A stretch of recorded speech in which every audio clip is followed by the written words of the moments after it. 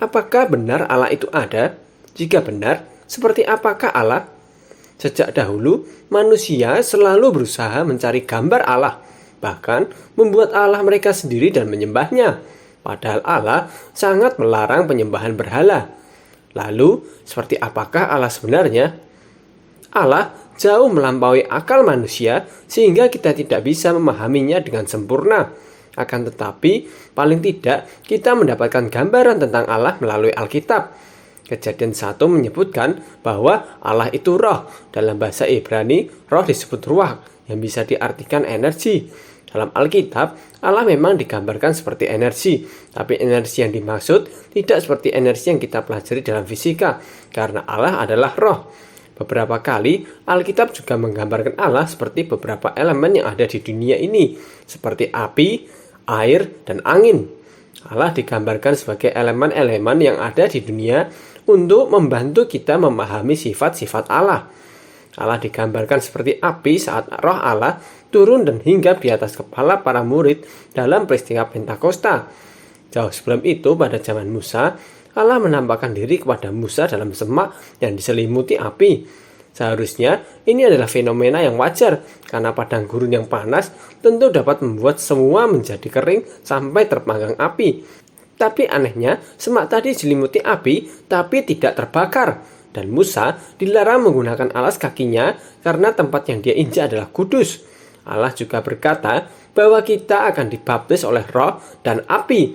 Padahal api sering diartikan sebagai penghukuman terhadap orang berdosa.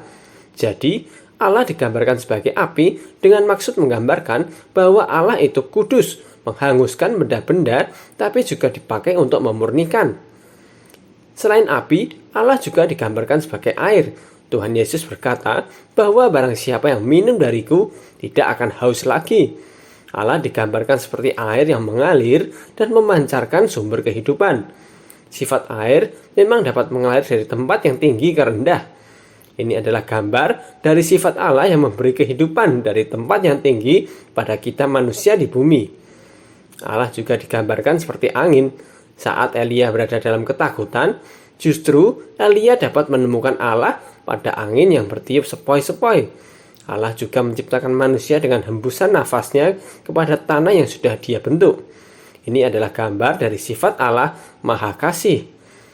Selain api, air, dan angin, Alkitab menyebutkan bahwa Allah adalah terang. Seperti saat Allah menampakkan diri dan bertemu Musa, muka dengan muka, membuat wajah Musa sampai bercahaya. Juga saat Allah menampakkan diri kepada Paulus yang melihat cahaya yang lebih terang dari matahari sampai membutakan matanya. Menurut ilmu pengetahuan, kecepatan cahaya adalah sekitar 300.000 km per detik, sedangkan keliling bumi adalah sekitar 40.000 km. Jadi itu berarti dalam 1 detik, cahaya dapat mengitari bumi sebanyak 7 kali. Ini adalah gambaran tentang Allah yang dekat dan maha hadir. Jika demikian, wajar jika Allah bisa diartikan sebagai cahaya dalam hidup kita. Dengan ini, dia dapat berada dimanapun dan kapanpun di bumi ini. Selain itu, cahaya juga dapat dibagi menjadi 7 warna, dan jika disatukan menjadi cahaya berwarna putih. Cahaya juga memiliki sifat menghangatkan dan menghanguskan seperti api, menghidupkan dan mengalirkan seperti air, tapi juga memancar, dan tidak dapat dipegang tapi dapat dirasakan seperti angin. Inilah sinergi antara pengetahuan dan Alkitab. Zaman Alkitab belum diketahui pengetahuan tentang cahaya, tapi sekarang kita lebih dapat mengerti sifat Allah karena ilmu pengetahuan yang bertambah. Tapi kita harus ingat sekali lagi bahwa Allah itu roh. Itu hanya bagian kecil yang dapat kita pahami tentang Allah. Sebenarnya kita tidak perlu jauh-jauh mencari atau bahkan membuat Allah sendiri, karena pada mulanya manusia diciptakan menurut gambar dan rupa Allah. Ya, Anda dan saya adalah gambar dan rupa Allah, makhluk mulia yang berakal budi, memiliki tubuh, jiwa, dan raga. Tubuh yang berasal dari tanah dengan jiwa yang dihembuskan Allah, dan terakhir adalah roh.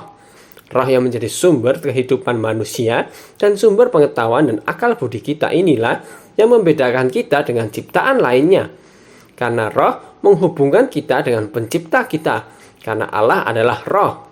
Berbeda dengan ciptaan lainnya, kita diciptakan untuk tujuan yang mulia, yaitu menjadi rekan sekerja Allah, menguasai dan menaklukkan bumi. Kata gambar dan rupa dalam bahasa Ibrani sebenarnya tidak berbicara tentang gambar dan rupa secara fisik, tapi tentang sifat dan otoritas yang sama seperti Allah. Kitalah karakter Allah yang diberikan kuasa untuk menaklukkan bumi, bukan mengeksploitasi tapi mengeksplorasi bumi.